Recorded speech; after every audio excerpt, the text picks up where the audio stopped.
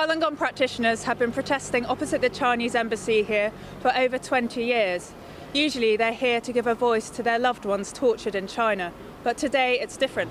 Today they're here because of what's happening in Hong Kong. A pro-Chinese Communist Party newspaper in Hong Kong recently published articles smearing the meditation practice. The newspaper also called for the government in Hong Kong to ban the spiritual practice, as China did 22 years ago. Beijing launched a brutal persecution of Falun Gong in China in 1999. The banner reads, "Protesting against the smearing of Falun Gong by Communist Party mouthpiece Da Bao." That's the name of the newspaper. Simon Chung, a pro-democracy activist who was tortured in China, joined the protest and called for freedom in China and Hong Kong. The Beijing authorities think Hong Kong is one of the prominent area of instability. So they put much more resources, human resources on it to suppress the people. So I think it's getting closer with even Tibet and Xinjiang and with the situation with Uyghurs and Tibetans. So Hong Kongers now desperately need help. It's suspected that CCP agents and Da Bao reporters stalked Sarah Liang, an Epoch Times journalist in Hong Kong.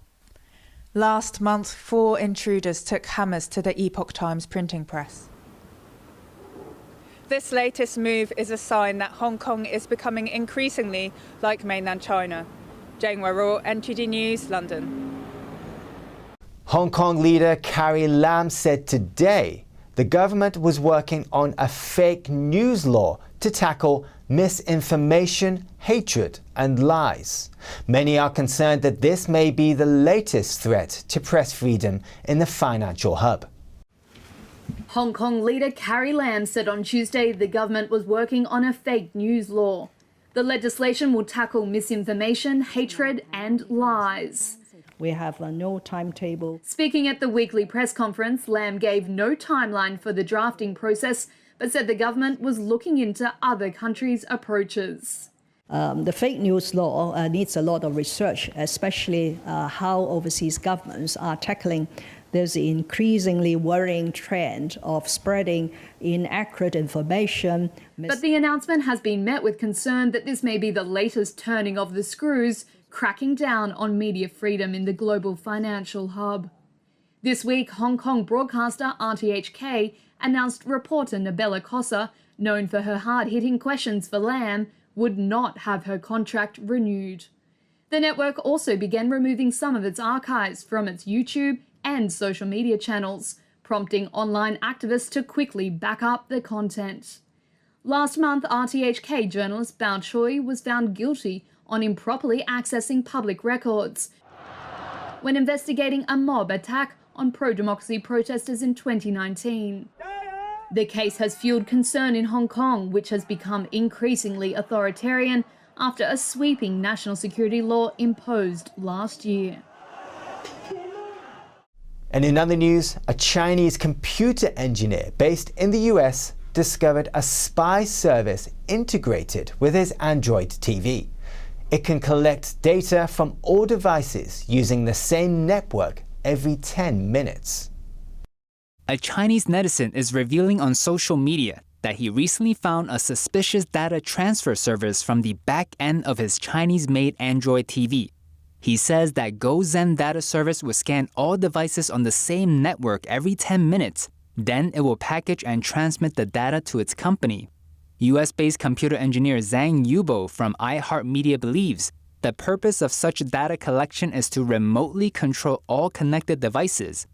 For example, the service can detect whether cell phones are at home, whether any visitors are coming, and the names of neighbors' Wi-Fi networks, etc. All Android programs can do that as long as they're made in China. They can scan all your devices connected to the same Wi-Fi.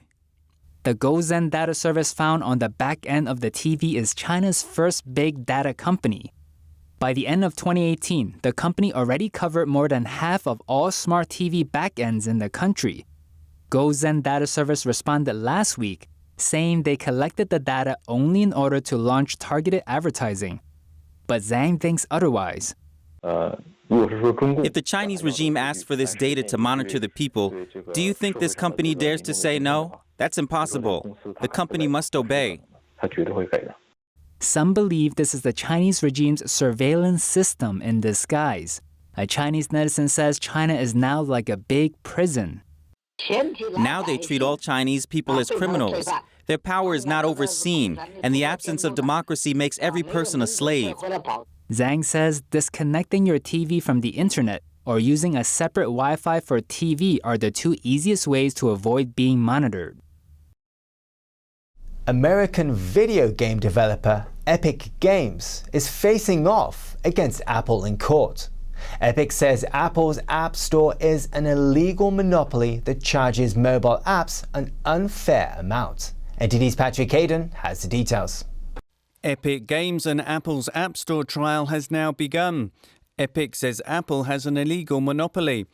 And this is really the first shot across the bow toward Apple in terms of defending their moat and what they charge developers and apps as Fortnite look to ultimately go off of App Store and basically do it themselves. And this is something, it's not just about Epic, it's about the industry. Apple currently takes a 15 to 30% slice of app purchases, including subscriptions. Epic says that's unfair. Apple removed Epic's popular game Fortnite from the App Store for directing users to pay outside of the App Store. Epic wants to break free from Apple's commissions, and it plans to offer its own app stores on the iPhone. Epic says it forked out hundreds of millions of dollars to Apple before it was expelled from the App Store. App Store is the crown jewel of Apple. And this is something they're not taking lightly. And Apple has really come back aggressively on this. And that's why a lot of eyes will be in terms of this court case as well as all the testimony that comes out. But it's no shock at all that Cook will be testifying. Apple says its charges are a reasonable way to recoup investment, which it says is about $100 billion in the last 15 years. It also says that its App Store is essential to preserving the security of apps and their users. The trial is expected to last most of May, with a decision to come in the weeks after. Patrick Hayden, NTD News. Bill Gates is getting a divorce. He will split with his wife Melinda Gates after a 27-year marriage. The billionaire and former Microsoft CEO announced the decision on Twitter on Monday. The statement says, "After a great deal of thought and a lot of work on our relationship, we have made the decision to end our marriage." It goes on to say that we no longer believe we can grow together as a couple in this next phase of our lives. The two of them started the Bill and Melinda Gates Foundation in 2000 and have 3 children. According to Forbes ranking, Bill Gates is currently the world's 4th richest person. And in other news, former New York City Mayor Rudy Giuliani says the FBI spied on his communications with former US President Donald Trump. This follows a raid by the FBI on Giuliani's home. NTD's Jessica Beatty reports. Former President Trump's lawyer, Rudy Giuliani, says the FBI spied on his and Trump's iCloud chats during impeachment hearings in 2019. Giuliani told WABC Radio over the weekend that the U.S. Attorney's Office told his lawyer about the alleged wiretapping. You know, the president doesn't have any more rights than anybody else, but doesn't have any less. So, they just trash the president of the United States like he has no constitutional rights. Last week, the FBI searched Giuliani's home and confiscated several electronic devices. It was over accusations he represented a Ukrainian national for pay, but failed to register with the Department of Justice. He told Fox News he disputes the allegation. I've never represented a Ukrainian national or official before the United States government. I've had contracts in countries like Ukraine. In the contract is a clause that says I will not engage in lobbying or foreign representation. Constitutional expert Alan Dershowitz says the raid violated the Constitution because they used a search warrant instead of a subpoena. He told the radio show The Cats Roundtable that you don't use search warrants when people have privileged information. Banana republics in Castro's Cuba, in many parts of the world, when a candidate loses for a president, they go after the candidate, they go after his lawyers, and that's happening in America now. They're going after Rudy Giuliani. Who knows who will be next? Dershowitz says he advised Giuliani's lawyers to try to get the devices back and demand that anyone who goes over the material be from outside the prosecutor's office. We reached out to the FBI and DOJ, but haven't heard back yet. Jessica Beatty, NTD News. What's now the 7th tallest building in New York had its anniversary over the weekend. NTD's Miguel Moreno has more on the Empire State Building. The Empire State Building's 1 year closer to its 100th anniversary, having turned 90 on Saturday. Constructed in 1931, the building was built in a little over a year and was the tallest building in the world for almost 40 years. The view's great for sure, but it's become a tourist hotspot for more than just that. Celebrities pose on the deck, couples propose up there or get married, and then there's the Empire State Building run-up. It's 1,576 stairs to the top, and competitors from around the world break a sweat on their way up. Paul Craig from Australia holds the record time, 9 minutes and 33 seconds. The building was cut off from the public for a while last year during the pandemic, but reopened in July. To celebrate its birthday, the tower sparkled in white with a 90 on the mast throughout the night. Miguel Moreno, NTD News, New York. For the past year, the pandemic has hit Italy hard. But with the country now opening up, a new exhibition celebrates one of Italy's best-loved literary figures. This year, Italy commemorates the 700th anniversary of one of the nation's literary greats, Dante Alighieri. The 13th century Italian writer and poet, famous for his Divine Comedy, wrote on a wide range of topics including important theoretical works, moral philosophy and political thought. In his works he drew inspiration from ancient classics by writers such as Virgil and Cicero. We imagined that this exhibition would tell Dante's vision of art, 700 years of interpretation of the character of Dante and his work.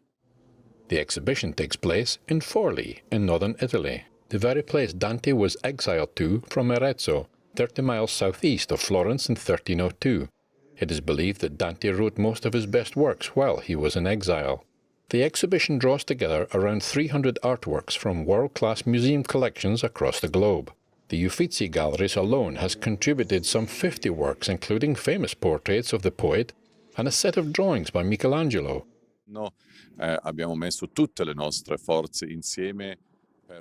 But this year we have all put our strength together to organize an exhibition that none of us could have put together alone. Unprecedented in both scale and scope, it demonstrates Dante's influence on art from the 13th century right through to the 20th century. Included in the exhibition are first editions of the Divine Comedy, Dante's most famous work, along with 14th century illuminated manuscripts. Highlights including many different interpretations of Dante's Hell, Purgatory and Paradise. The exhibition ends with images of heaven inspired by Dante's Canto 33 of Paradise. The exhibition runs until July the 11th and is held at the San Domenico Museum. That's the news for today, and thanks for tuning in. I'm Stuart Lees.